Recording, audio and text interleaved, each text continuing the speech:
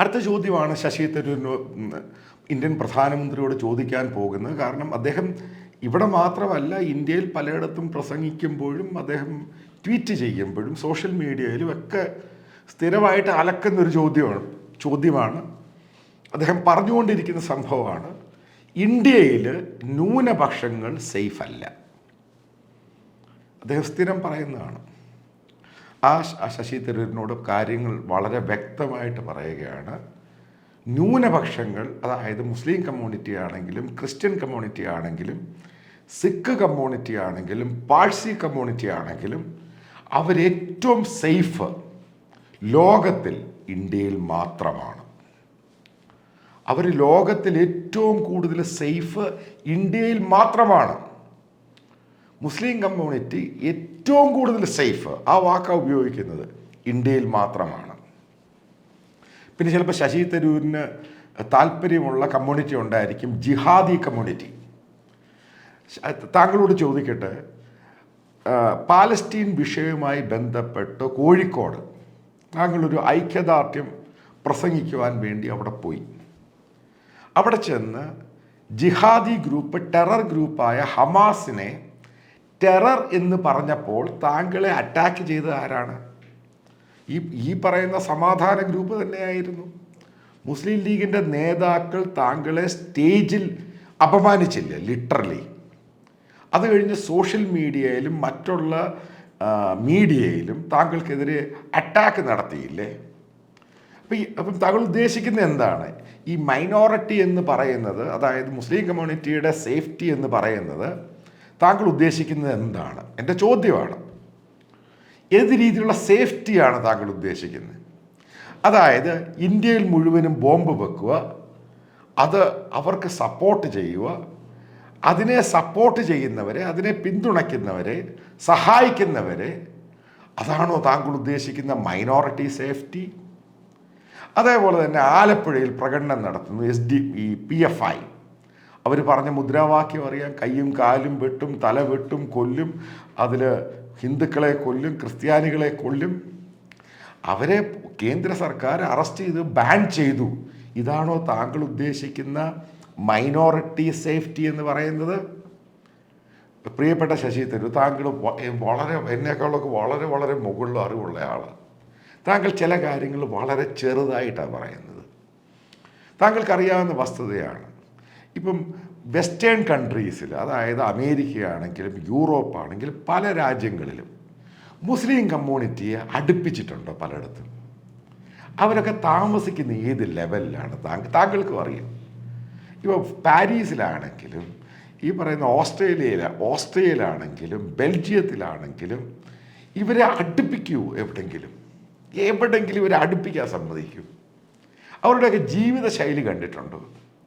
എന്തിനാണ് പാരീസിൽ, അതായത് ഫ്രാൻസിൽ ഏകദേശം വലിയൊരു ശതമാനം മദ്രസയും പള്ളികളും അടച്ചുപൂട്ടി മുസ്ലിങ്ങളുടെ? അപ്പോൾ മുസ്ലിം സ്നേഹം കൊണ്ടാണോ അവർ ചെയ്തത്? ബെൽജിയം, ഓസ്ട്രിയ എത്രയെടുത്ത് അവരുടെ വസ്ത്രം, അതായത് ഈ പറയുന്ന കറുത്ത കണ്ണും മൂടിക്കിടന്ന് വാഴക്കൊല കൂട്ടിവിടുന്ന ആ വസ്ത്രം ബാൻ ചെയ്തു. താങ്കൾ അതിനെപ്പറ്റി ഒരക്ഷരം മിണ്ടിയിട്ടുണ്ടോ? മിണ്ടാൻ പറ്റുമോ താങ്കൾക്ക്? ഇന്ത്യയിൽ അത് ബാൻ ചെയ്തിട്ടുണ്ടോ എവിടെയെങ്കിലും? ഇന്ത്യയിൽ അവർക്കുള്ള വസ്ത്രം ഇടാം, അവർ സുപ്രീം കോടതിയിൽ പോയി. അതാണ് ഇന്ത്യ എന്ന് പറയുന്നൊരു സംസ്കാരം, ഇന്ത്യയുടെ ഭരണഘടനയും. ഇന്ത്യയിൽ ഇഷ്ടമുള്ളവർക്ക് ഇഷ്ടമുള്ള വസ്ത്രം ഇടാം. ഇതാണ് ഇന്ത്യ എന്ന് പറയുന്ന മൈനോറിറ്റിയെ നോക്കുന്നത്. ഇന്ത്യയിൽ മൈനോറിറ്റിക്ക് കിട്ടുന്ന ഫ്രീഡം, ജനാധിപത്യ ഫ്രീഡം ലോകത്ത് ഏത് രാജ്യത്താണ് കൊടുക്കുന്നത്? അതായത് ഞാനൊരു ക്രിസ്ത്യാനി, പേര് കൊണ്ട് ക്രിസ്ത്യാനി, ഞാൻ ഇന്ത്യക്കാരന്, എൻ്റെ അതേ സ്വാതന്ത്ര്യം തന്നെയാണ് ഇവിടെ ഒരു ഹിന്ദുവിനും ഉള്ളത്. എൻ്റെ അതേ വോട്ടിംഗ് അവകാശമാണ്. എനിക്ക് പറയാനുള്ള അതേ ഫ്രീഡം ഓഫ് സ്പീച്ച് ഇവിടെ മുസ്ലിമിനും പറയാം, പാഴ്സിക്കും പറയാം, സിഖുകാരനും പറയാം. സിഖുകാർ ഈ ഫാമേഴ്സ് സ്ട്രൈക്ക് എന്നും പറഞ്ഞുകൊണ്ട് കാണിക്കുന്ന കോലാഹലം താങ്കളും കണ്ടതല്ലയോ? നാഷണൽ പ്രോപ്പർട്ടി നശിപ്പിക്കുകയാണ്. അതൊന്നും താങ്കൾക്ക് ഇതൊന്നും പ്രശ്നമേ അല്ല. അതായത് കാനഡയിലുള്ള സിഖുകാർ ഇന്ത്യക്കാരായ ഹിന്ദുക്കളെ കൊല്ലണമെന്ന് ആഹ്വാനം ചെയ്യുന്നു. അതിനെപ്പറ്റി താങ്കൾ ഒരക്ഷരം മിണ്ടിയോ? എൻ്റെ ചോദ്യമാണ്, ഒരു സ്പെസിഫിക് ആയിട്ടുള്ള ചോദ്യമാണ്. താങ്കൾ മിണ്ടിയോ? അപ്പം എന്ത് മൈനോറിറ്റി പ്രശ്നമാണ് താങ്കൾ ഈ കാണുന്നത്? ഇന്ത്യയിലുണ്ടായിരുന്ന പ്രശ്നം, അതായത് പശുവുമായിട്ട് ബന്ധപ്പെട്ട് ഇന്ത്യയിൽ കൊല നടന്നു. ഞാൻ റിപ്പോർട്ട് ചെയ്തിട്ടുണ്ട്. രാജസ്ഥാനിൽ പോയി റിപ്പോർട്ട് ചെയ്തിട്ടുണ്ട്, UP-യിൽ പോയി റിപ്പോർട്ട് ചെയ്തിട്ടുണ്ട്, ബീഹാറിലും ജാർഖണ്ഡിൽ പോയി റിപ്പോർട്ട് ചെയ്തിട്ടുണ്ട്. സംഘപരിവാർ ആയിരുന്നു അതിൻ്റെ പുറകിലുണ്ടായിരുന്ന, സത്യമാണ്. പശു ഇവിടുത്തെ ഒരു പൊളിറ്റിക്കൽ ആനിമൽ തന്നെയാണ്. ഈ പശുവിൻ്റെ കേസ് കഴിഞ്ഞ 7 വർഷം കൊണ്ട് താങ്കൾക്ക് ഒരു ഇൻസിഡൻ്റ് എങ്കിലും പറയാൻ സാധിക്കുമോ? അത് കേന്ദ്ര സർക്കാർ അതിനെ തൊലയ്ക്കണമെന്ന് വെച്ച് തൊലച്ചു. ഇനി അടുത്ത ചോദ്യം ഞാൻ താങ്കളോട് ചോദിക്കട്ടെ.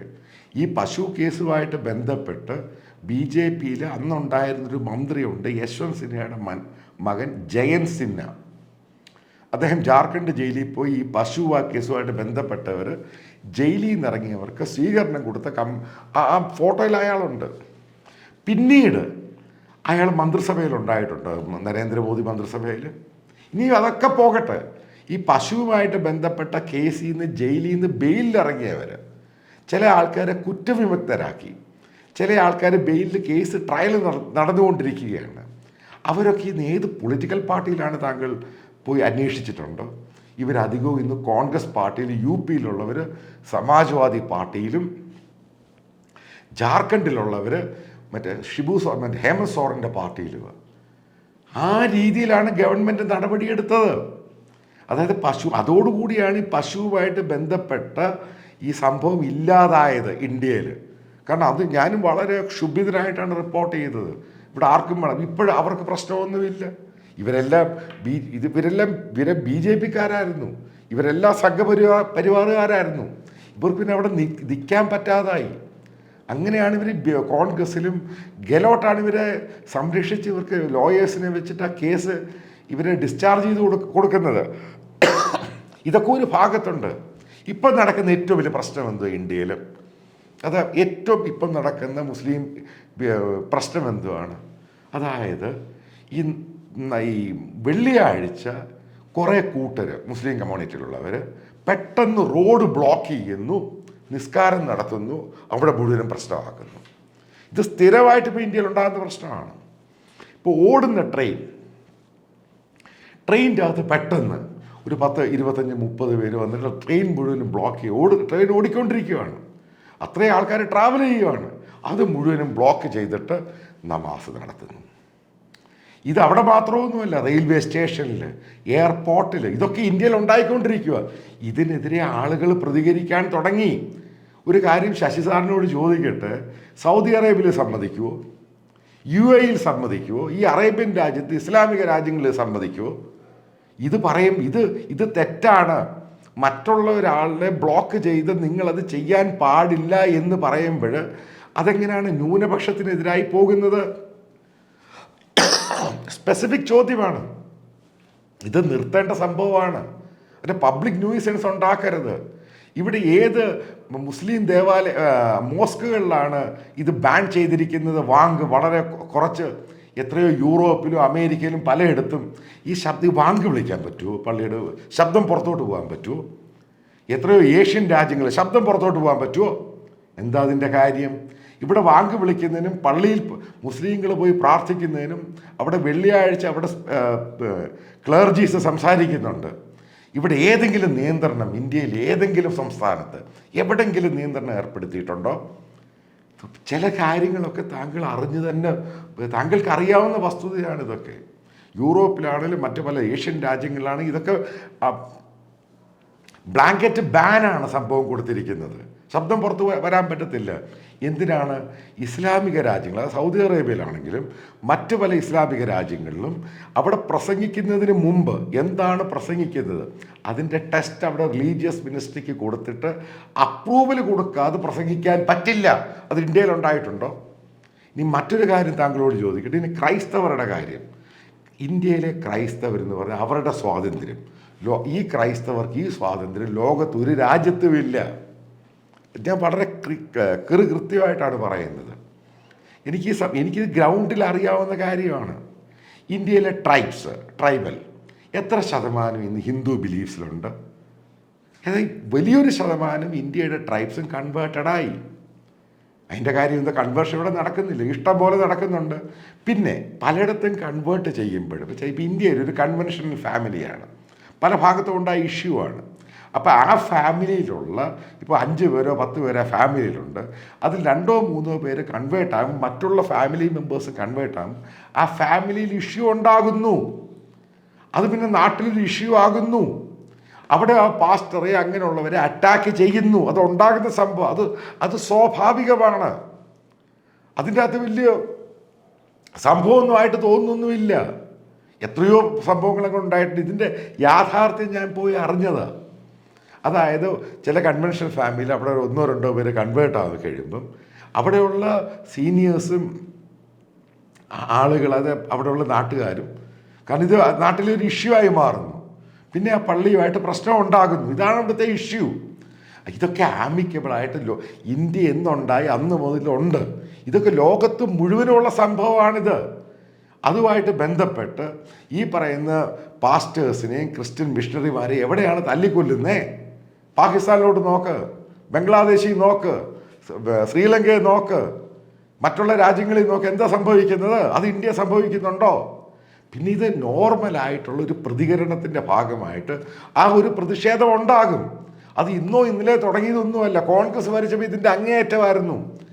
ആരാണ് ഏറ്റവും കൂടുതൽ ഈ കൺവേർഷനെതിരെ ഏറ്റവും കൂടുതൽ പ്രശ്നമുണ്ടാക്കിയ പൊളിറ്റിക്കൽ പാർട്ടി മധ്യപ്രദേശിൽ?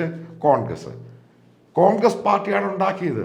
അന്ന് കോൺഗ്രസിനെ സപ്പോർട്ട് ചെയ്യുമായിരുന്നു അവിടുത്തെ RSS സംഘപരിവാറും. ഏറ്റവും കൂടുതൽ അറ്റാക്ക് ക്രിസ്ത്യൻ കമ്മ്യൂണിറ്റിക്കെതിരെ, ഈ കൺവേർഷനെതിരെ അറ്റാക്ക് ചെയ്തത് കോൺഗ്രസ് ഇന്ത്യ ഭരിച്ചപ്പോഴാണ്, കോൺഗ്രസ് മധ്യപ്രദേശ് ഭരിച്ച സമയത്താണ്. പിന്നെ ഇപ്പോഴത്തെ ഡിജിറ്റൽ മീഡിയ വന്നു കഴിഞ്ഞപ്പോൾ ഓരോ ചെറിയ ഇൻസിഡൻറ്റും വളരെ ഫോക്കസ് ചെയ്യാൻ തുടങ്ങി. ഇതാണ് സംഭവം. അല്ലാതെ താങ്കൾ ഈ പറയുന്ന പോലെ ന്യൂനപക്ഷത്തിന് ഏറ്റവും മോശമായ രാജ്യം ഇന്ത്യ അല്ല. അതായത് മുസ്ലിം കമ്മ്യൂണിറ്റി ആണെങ്കിലും ക്രിസ്ത്യൻ കമ്മ്യൂണിറ്റി ആണെങ്കിലും, വീണ്ടും റിപ്പീറ്റ് ചെയ്യുന്നു, പാഴ്സി ആണെങ്കിലും സർദാർസ് സിഖുകാരാണെങ്കിലും അവർക്ക് ഏറ്റവും സേഫ്റ്റി ഇന്ത്യയാണ്. ഈ സേഫ്റ്റി ഇന്ത്യയാണ്.